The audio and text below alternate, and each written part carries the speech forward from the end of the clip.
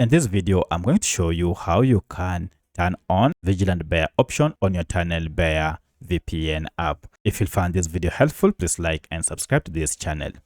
Alright, so by turning on VigilantBear, this ensures that if connection is disrupted, this will block all traffic until TunnelBear reconnects.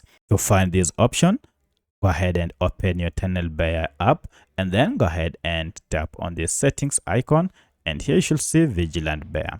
Currently you can see it is turned off. To turn it on, go ahead and just toggle this to on like this, and you are told TunnelBear will reconnect when you turn on VigilantBear. This should only take a moment, so I'll go ahead and tap on OK, and this has now been turned on.